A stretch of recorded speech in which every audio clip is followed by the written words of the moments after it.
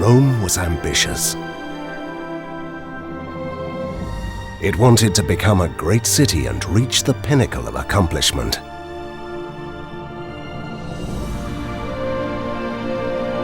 And it was so efficient and successful in this endeavor that it served as a model and an inspiration for the founding of the rest of the cities in the empire. Roman progress and well-being was more powerful than all the victories on the battlefield.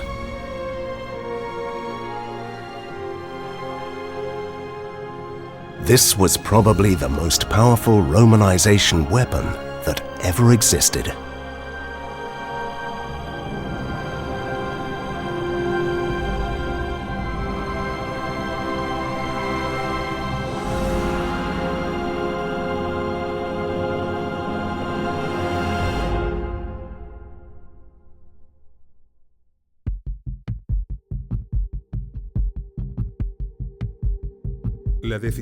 The decision to found a city and where to locate it depended on military, logistical, and commercial strategies. But the exact site depended on a wide range of determining factors. Here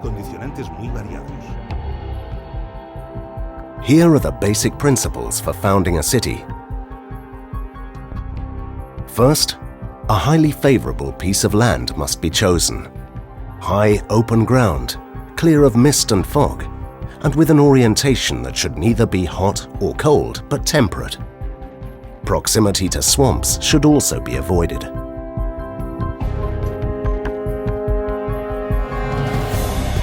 That is how Marcus Vitruvius Pollio, a Roman architect and essayist, describes in his essay on architecture the factors that should be taken into account when choosing the site for a city.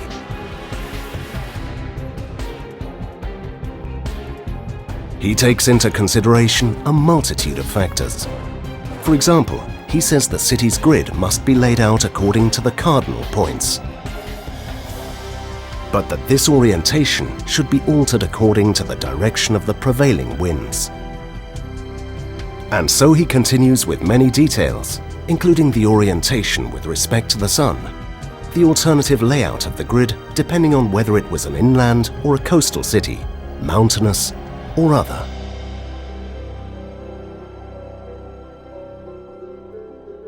But for the Romans, there was one critical and determining factor above all others, and that was water.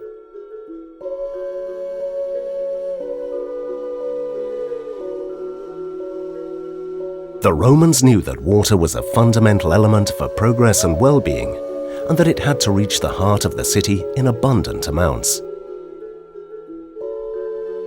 Caius Plinius Caecilius Secundus, a Roman writer, scientist, naturalist, and soldier, better known as Pliny the Elder, could not have been more explicit and categorical when he stated, "It is the water that makes the city."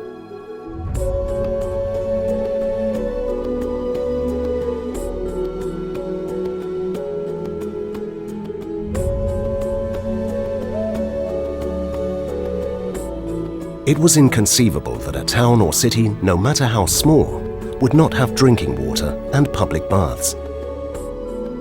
But where to find abundant flows of water whose cleanliness could be guaranteed?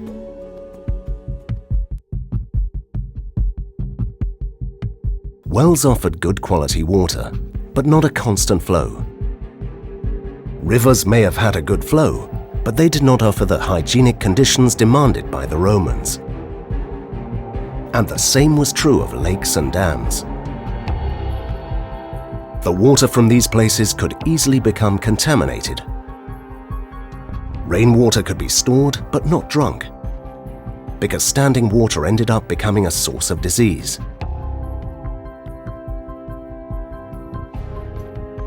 There was only one possible solution: to collect water from the powerful and copious springs far up in the mountains. Therefore, before founding a city and choosing its definitive site, it was fundamental to verify where there were springs that were sufficiently powerful and constant that they could guarantee an uninterrupted supply of good water to the population, whatever the climate or the season. And it was necessary to determine, given the distance and altitude of the water source they found, whether it was feasible to channel it to the desired city site by building one or several aqueducts. Only when all this had been verified could the site to build the city be confirmed.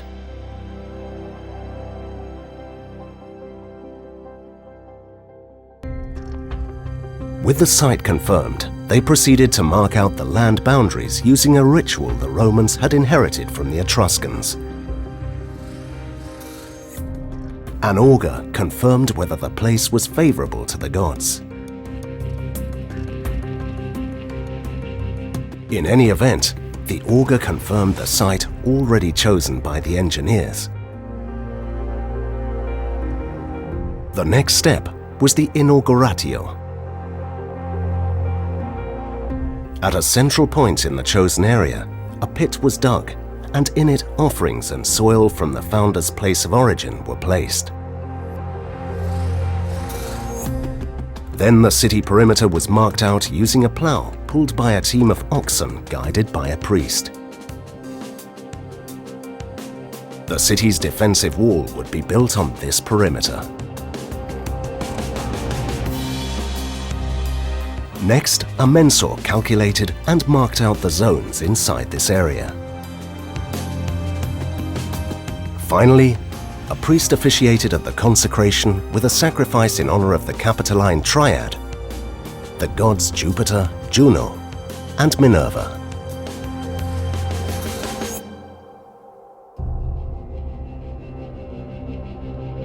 The Roman city was normally organized around two main axes. The Cardo, or Cardos Maximus, the street that ran roughly from north to south, and the Decumanus Maximus, the street perpendicular to it that crossed the city from east to west. The rest of the streets were laid out in parallel to these, forming the city blocks.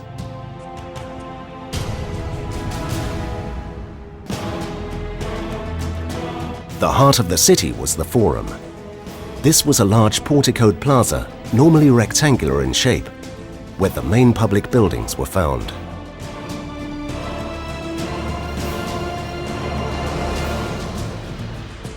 These were the curia, or seat of the local senate, the basilicas or civil buildings where public procedures and commercial operations took place, and the temples, especially those dedicated to the Capitoline Triad. In the vicinity of the Forum were the markets, and beyond them the public buildings dedicated to leisure and spectacles, such as the baths, the circus, the amphitheatre, and the theatre. This was the ideal model of a Roman city. It had been inherited from the Greek hippodamic model. This model can be easily confirmed from satellite images of the many cities that have managed to maintain their imprint on the territory. For example, in Miletus, a city of Greek origin whose rectangular layout was planned by Hippodamus of Miletus and became the archetype of urban design that would be followed in the classical cities. Or in Timgad, also known as Tamugadi in Algeria, a Roman colonia. All perfectly visible are the walled perimeter, the Cardo Maximus, the Decumanus Maximus, the Forum in the heart of the city, and not far away, the theatre.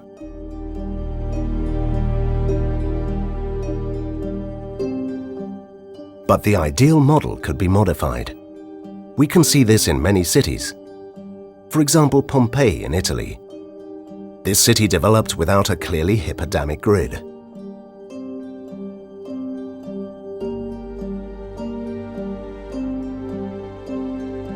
Also in Palmyra in Syria, a city of Nabatean origin, Queen Zenobia's capital that was finally conquered and extensively Romanized. It has magnificent columned avenues, but its perimeter is highly irregular, and its urban layout has no clearly quadrangular structure.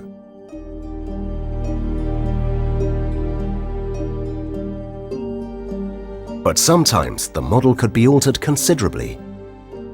Quicul, a Roman colonia in Algeria, is a good example. Or Cyrene, a Greek colony in Libya, which is laid out along a major street in the fortified settlement. Or Ephesus, of Greek origin and much altered by Rome, without perpendicular avenues, but with a large main street and an enormous porticoed avenue leading to the port.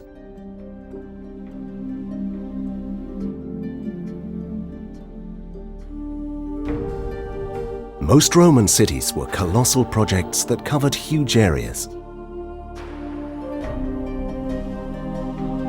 But over the last 2,000 years, all these cities have suffered natural catastrophes, pillaging, or premeditated destruction. Many of them have been practically erased from our present. Despite this, important remains have managed to survive until our time.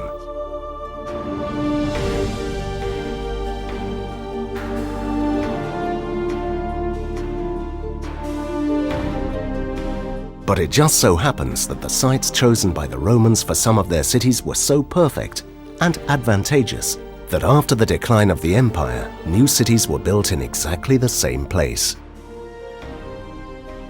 Some of these cities have survived to the present day and are the result of more than 2,000 years of urban evolution. Today, these cities are marvelous archaeological sites.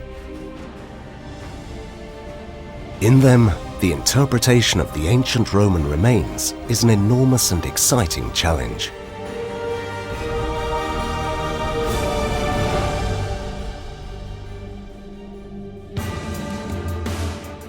The year 218 before Christ. The Carthaginian army under the command of the general Hannibal Barca began a major campaign against Rome. He decided to march through Iberia and southern Gaul. His objective was to cross the Alps and head directly to Rome. With the aim of cutting off the Carthaginian army's supply lines, the Romans decided to disembark in ancient Iberia. It was essential that they cut supplies and communications between Hannibal and his rear guard in order to isolate him. To do this, they needed to find a strategic military emplacement on the Mediterranean coast. General Gnaeus Cornelius Scipio was in charge of the Roman legions that had the mission of finding this ideal place. And they found it on a coastal hill overlooking a bay suitable for a port. There they set up their camp, and later a city was built. That was the beginning of Tarraco, Rome's port in Hispania.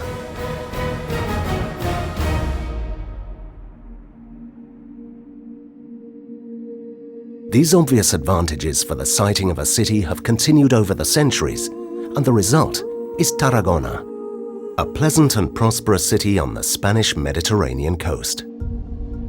Tarragona, which inherited its name from the ancient Tarraco, is one of those modern metropolises built over multiple ancient cities.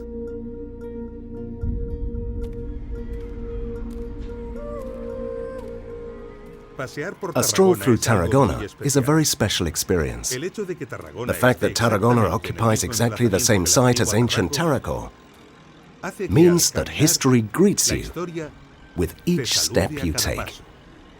In the following minutes, we'll witness a grand spectacle in which we'll come to understand the grandeur and splendor that is hidden behind each of these stones.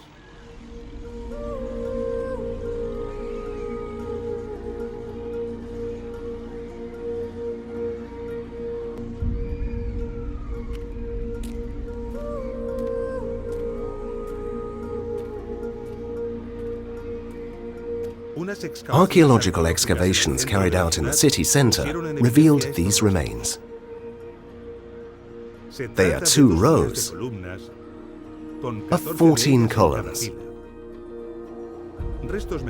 Thanks to better preserved remains in other cities, we know that these are the ruins of a basilica.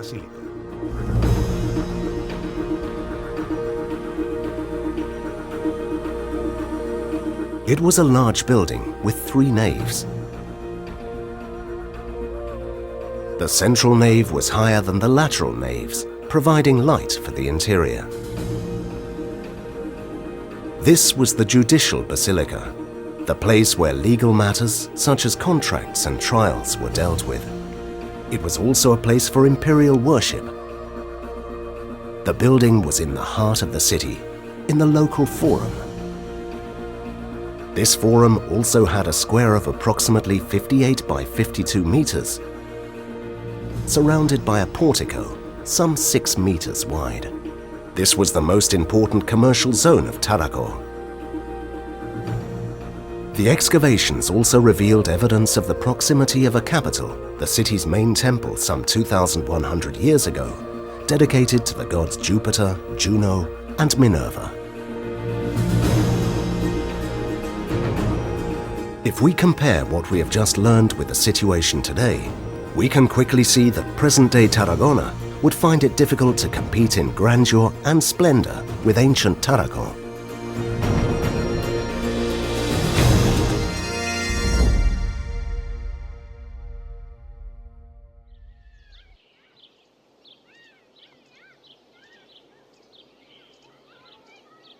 In the north of Tarragona, we find a quiet, pleasant park known as the Camp de Mart, or Field of Mars.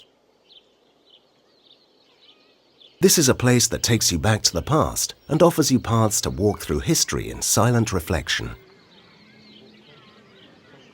The park is located at the foot of the ancient Roman walls of Tarraco. These walls are exceptional for several reasons. Firstly, because they're the earliest Roman construction preserved outside Italy. Secondly, because despite their age, they are the best preserved examples in the world.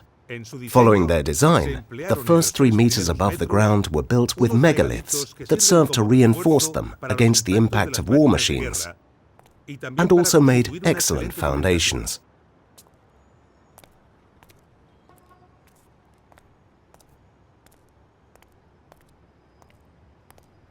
You can't help but be impressed by these tremendous blocks of stone and wonder how they were transported and put into place.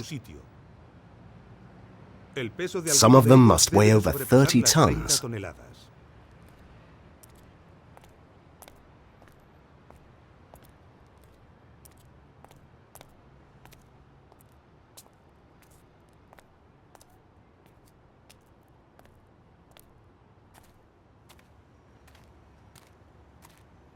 The upper part of the wall is made of well-fitted, regular ashlars, laid without mortar. This is the technique known as opus quadratum.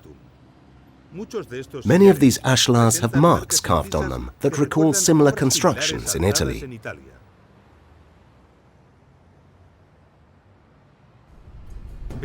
Let's look at the building technique.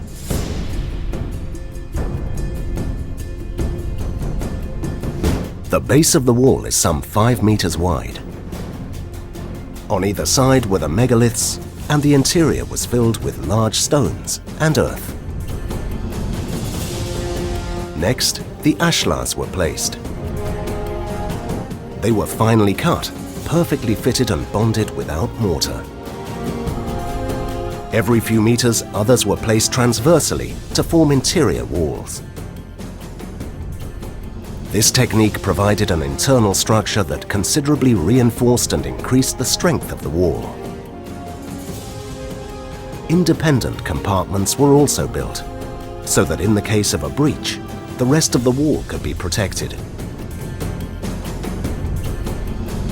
The interior was initially filled with small stones and small pieces of rubble.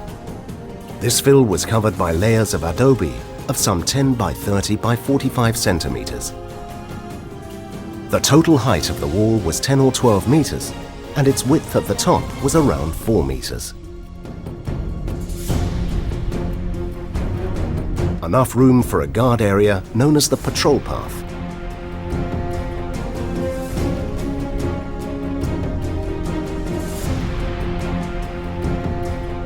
Towers were built at carefully calculated distances.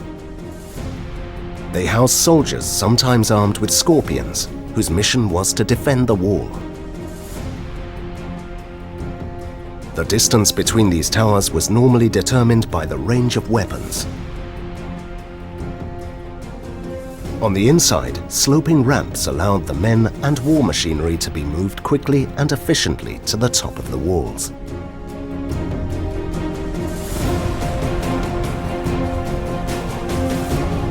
Today, the preserved part of the Tarragona wall only partially protects the old quarter.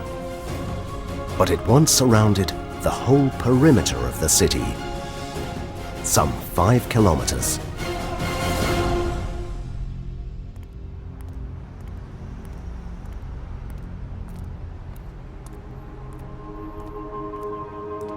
The adaptation of Tarraco to a sloping terrain and its coastal location conditioned its layout, clearly making it one of those cities that diverged from the ideal Roman model.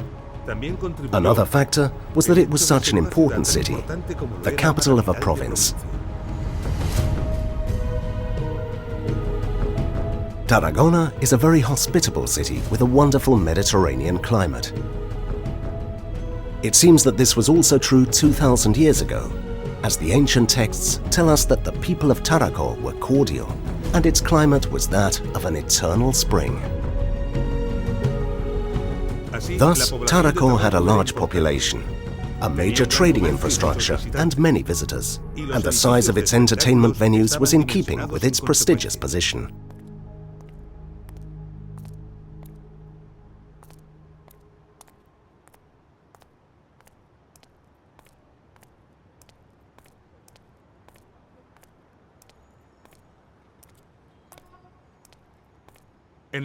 At the eastern end of this street today, we find the remains of Tarragona's medieval wall. For a long time, right up to the modern period, this sector of the city was occupied by military fortifications that took advantage of the Roman ruins, fortunately without seriously damaging them. So it is behind these walls we have a pleasant surprise.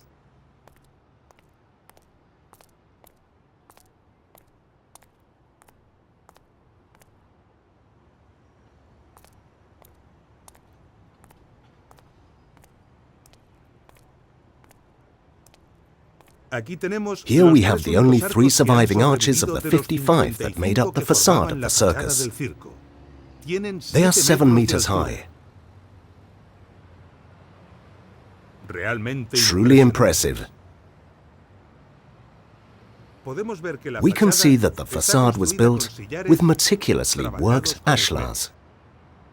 In the interior there were smaller hewn stone blocks, and we can see that the vaults were built with the famous Roman concrete.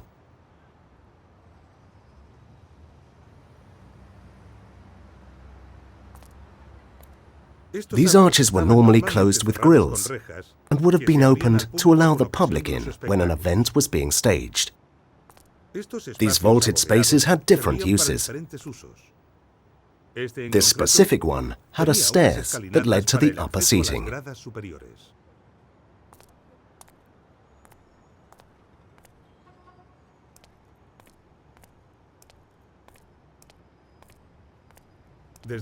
From this point, we can see the remaining arches. And from here, we have the foundations of those that have not survived.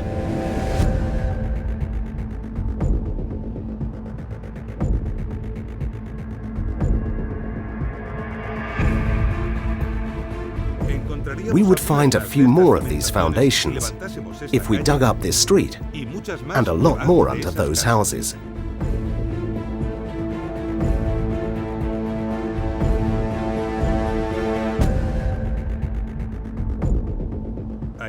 There we can clearly see the outline of the seating.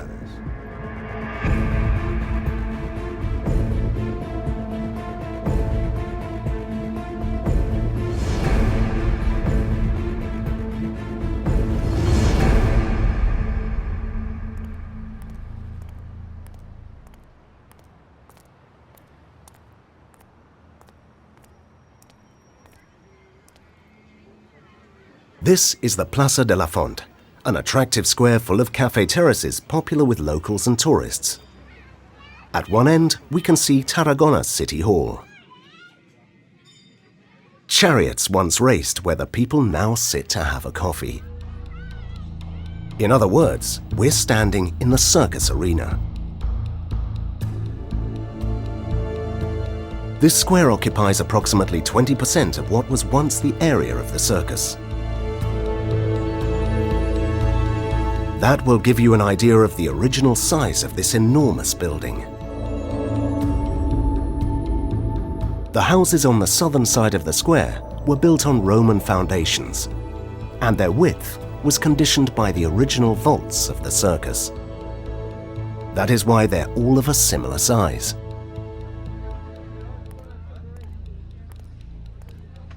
Many of these houses not only still have the Roman foundations, they also reused many of the walls and the vaults. Let's go into this bank branch, where we can see clearly what we're talking about.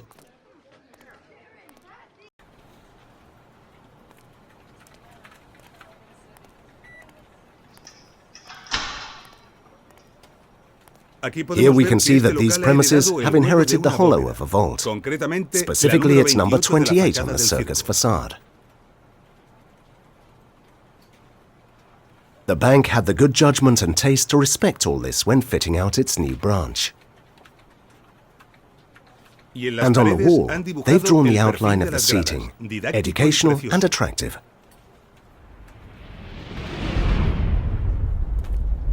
And the same is true of many of these premises and houses, most of which are privately owned. Very close by in the square known as Plaza dels Sadassos, other excavations have revealed new and illuminating remains of the circus.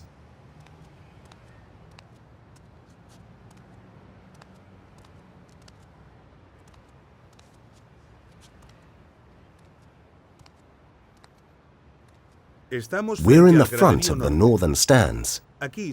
Here there was a wall of ashlars. That's where the seating began. And therefore, down there would have been the level of the arena.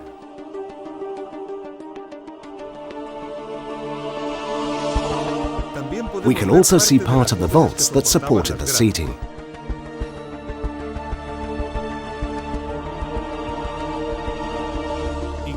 And how the houses in the street above were built on them.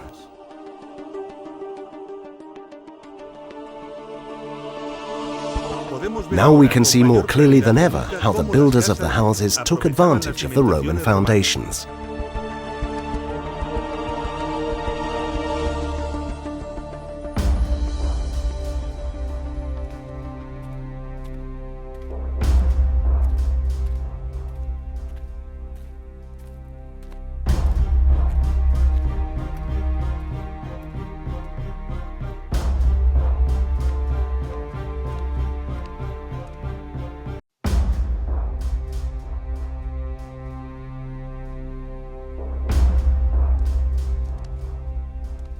This is a passageway that ran along the whole northern part of the circus, parallel to and below the stands.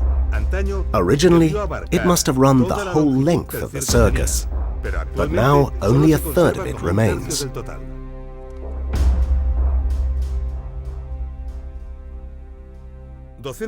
Taking advantage of the spaces in the vaults, there would have been dozens of rooms used as storage for the operations and logistics of the circus.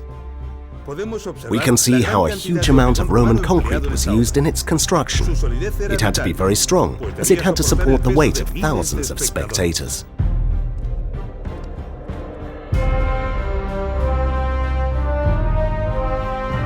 Tarraco Circus was an impressive building, some 310 meters long and between 100 and 115 meters wide. The arena was divided by a broad wall, the Eripos or Spina, which was decorated with statues and other architectural elements. It had a capacity of around 23,000 spectators. It was used to hold the Ludi Circenses, especially chariot races. There was a large tower at each end of the circus. The eastern tower is still standing, known today as the Praetorian Tower. It has been much altered with different reconstructions over the centuries. It affords impressive views of the city of Tarragona, and we can get an idea of the former grandeur of the Roman circus of Tarraco.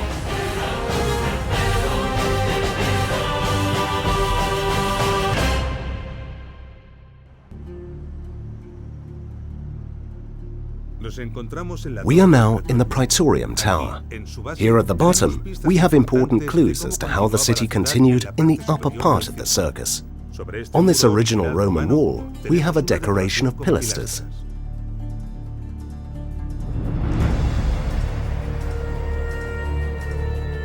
And down here, an indication of the true level of the foundations.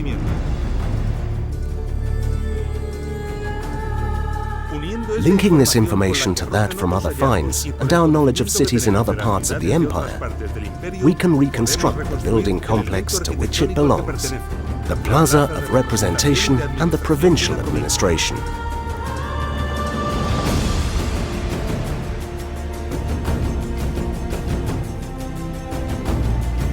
It is a massive square,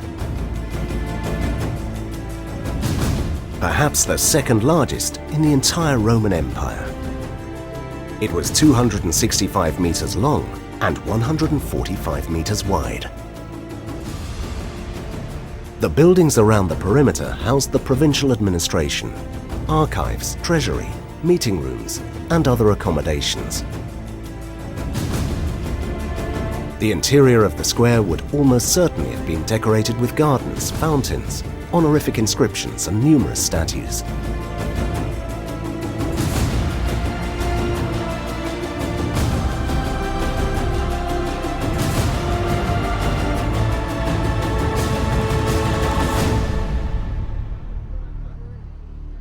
There was a monumental stairway on the northeastern side. A stairway approximately in the same position as this one. Today, these steps lead to this square, in front of Tarragona Cathedral. In the time of Tarraco, this was the imperial worship area.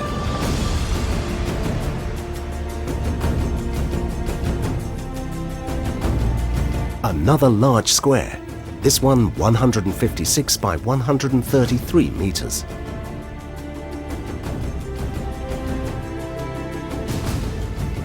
In the middle, coinciding roughly with the position of the cathedral today, was the temple dedicated to the cult of the emperor and built in honor of Augustus. Today, we have quite a good idea of what the upper part of Tarraco would have looked like. What made up the monumental seat of the provincial council, the most prestigious area in the city. This whole area, covering more than 18 hectares, is today occupied by the old quarter of Tarragona.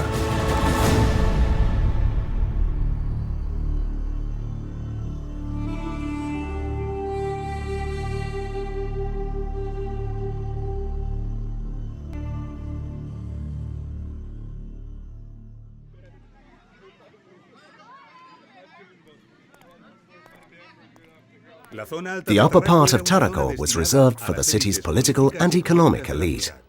Now it is occupied by the urban center of Tarragona. Therefore, 2,000 years ago, exactly on this spot, you would have seen Roman politicians strolling among luxuriant gardens with fountains and marble statues.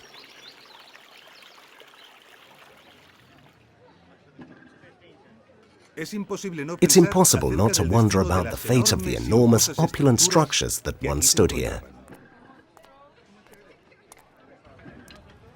In many of the houses, most of which are a little more than a century old, we find clues that could help solve the mystery. Ancient statue pedestals with their original Latin inscriptions that have been used as common building materials. The Roman ruins of the upper part of Tarraco were a source of building material for more than 1,500 years and up until very recently.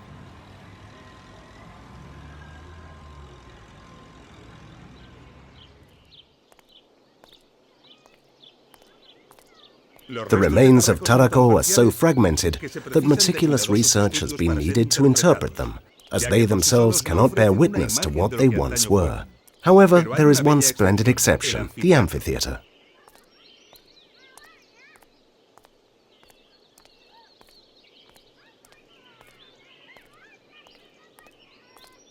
Enough has been preserved of Tarragona's amphitheatre to give us a good idea of its former glory.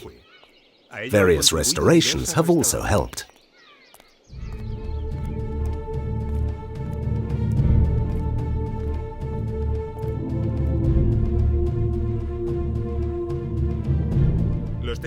The Roman technicians took advantage of the slope of the promontory to cut part of the seating into it.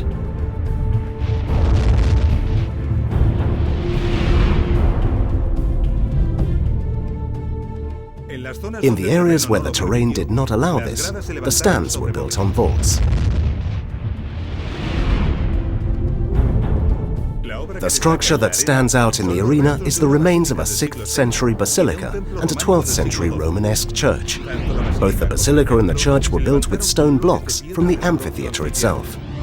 Therefore, these remains do not belong to the original construction.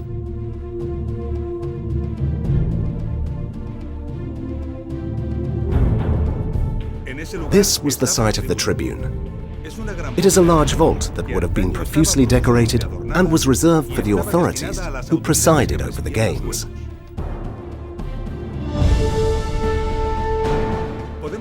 We can see how the pits cross transversely and longitudinally the arena.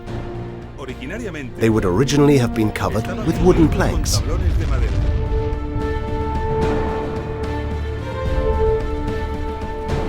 In them were the places of rest and worship, where the gladiators invoked the protector goddess Nemesis.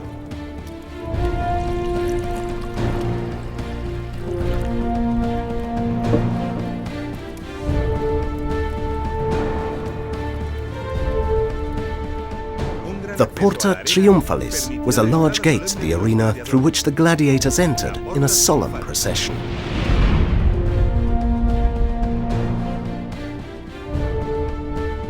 The other gate was the Porta Libitinaria, through which those vanquished in combat exited.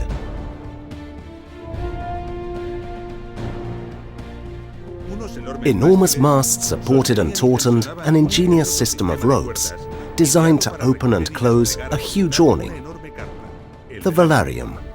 Its mission was to protect the spectators from the sun on hot days.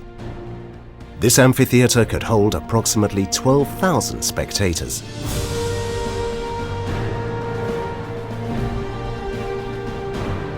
The most representative of the spectacles held in the amphitheatres were the gladiator combats and simulated wild animal hunts.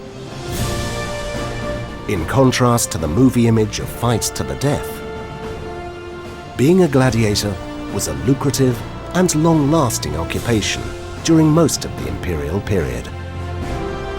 Many gladiators had families, and they certainly did not give their lives in the arena.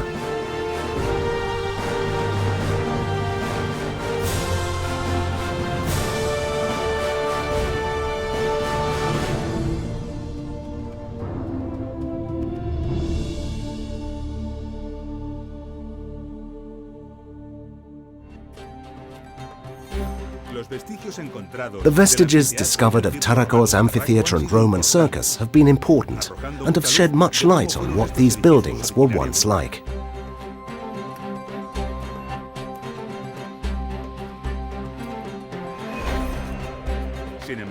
However, there's one more entertainment venue we have to see, Tarraco's theatre.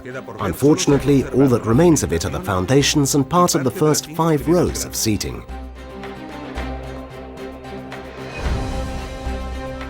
To imagine what Tarraco's theatre would have been like, we have to go to another part of the empire.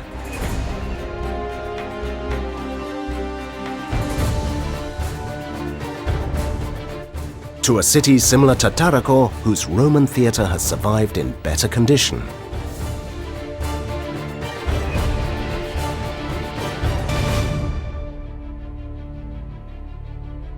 The year 209 before Christ. Rome, at the hand of General Scipio, had succeeded in cutting off Hannibal's supply lines, but he only controlled the northeastern coast of Iberia. Scipio's army was far outnumbered by that of the Carthaginian general Hasdrubal Barca stationed in the south of Hispania. This worried Rome and demoralized its troops. But without having received any orders from Rome, General Scipio unexpectedly decided to invade Carthaginian Iberia. His strategy was to carry out a lightning attack on Carthagena, the Carthaginian capital in Iberia. The Roman fleet transported the army's heaviest equipment by sea, allowing the infantry to advance at great speed. Carthagena fell to the Romans and was renamed Carthago Nova. Carthago Nova became one of the capitals of Roman Hispania, together with Tarraco and Corduba.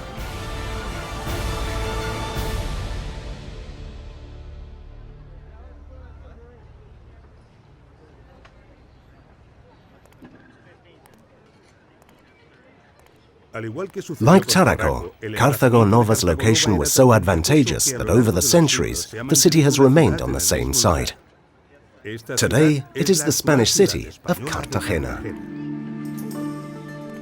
In ancient times, the location of Cartagena was a peninsula in the middle of a bay anchorage ideal for the ships. It was a large natural port surrounded by hills that made it easy to defend. It was a privileged location that was quickly chosen by the Carthaginians. Ever since then, it has been a strategic and military emplacement, making present-day Cartagena a melting pot of many epochs and cultures, and an important cultural and tourism center.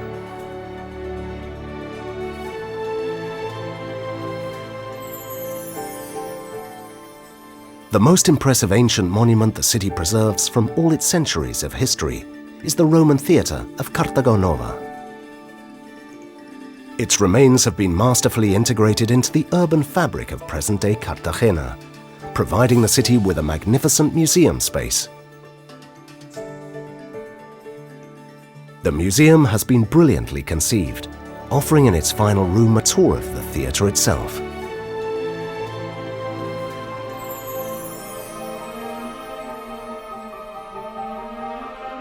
All these remains and the preserved structure of the Roman theatre of Cartagena are sufficient to allow us to imagine what it must have looked like in ancient times. The plays were performed on the proscenium.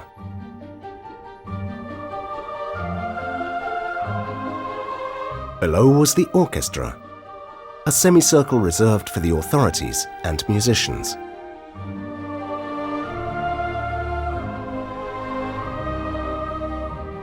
Surrounding all this was the cavea, a semicircular structure with the seating.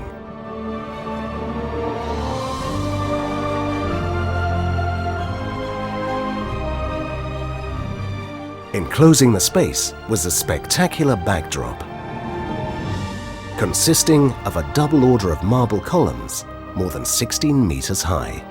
As in the amphitheaters, a velarium could be unfurled to protect the spectators from the sun.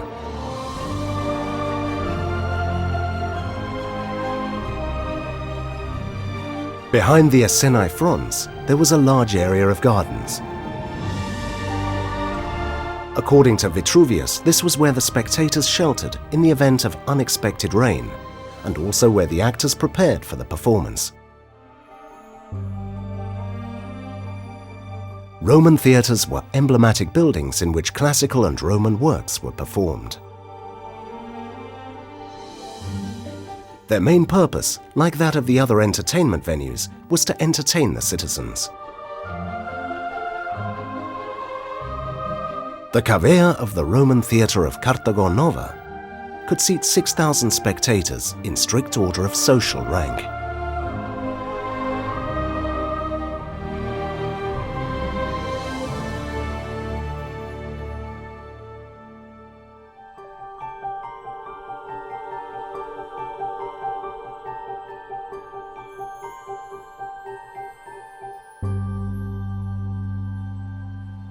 Carthago Nova The city of Cartagonova was very similar to Tarraco in importance and population.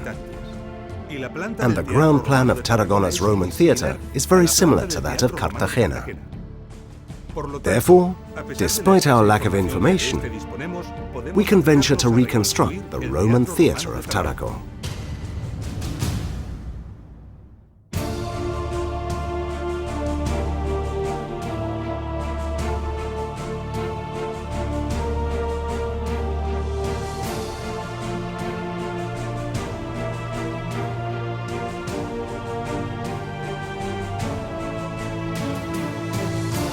The incorporation of the theatre almost completes our model of ancient Tarraco.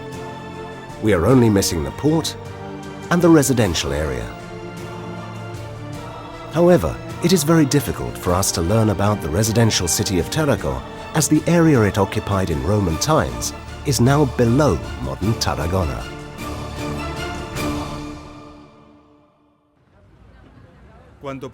When we walk through the residential and modern part of Tarragona, there are buildings whose unusual design attracts our attention. This building, for example, has the garage raised rather than underground as is usual.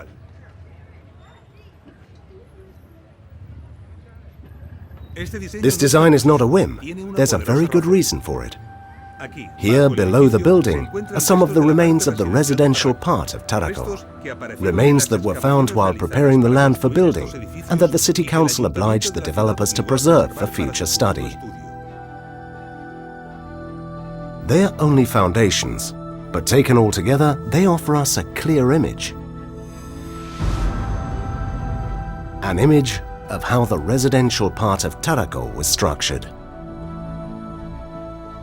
Streets with pavements forming blocks based on an orthogonal grid. Now we can clearly see how the city was laid out.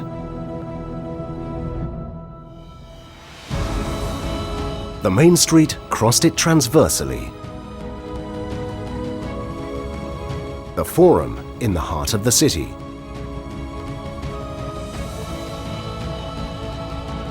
In the upper part, the administrative zone, the circus, and outside the walls, the amphitheatre. Crowning it all was the worship area. And in the south, almost certainly, the port. A hypothetical port based on our knowledge of other cities, as we have yet to find the vestiges that will tell us what the ancient port of Tarraco was really like.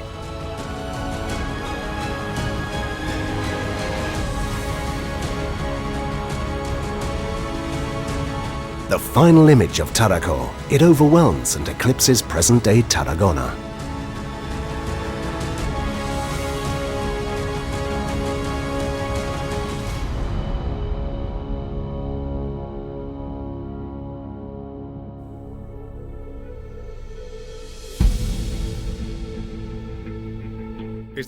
We've come to the end of our episode. In this documentary, we've come to understand the importance of Roman cities for the success of the empire. We've seen the factors that determined where and how a Roman city was founded. And we have understood that the remains of many of these ancient cities are buried below some of our modern cities.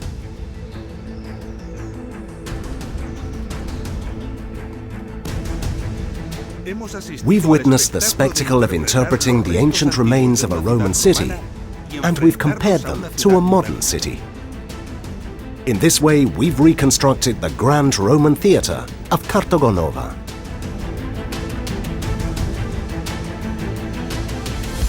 And the Grand Tarraco.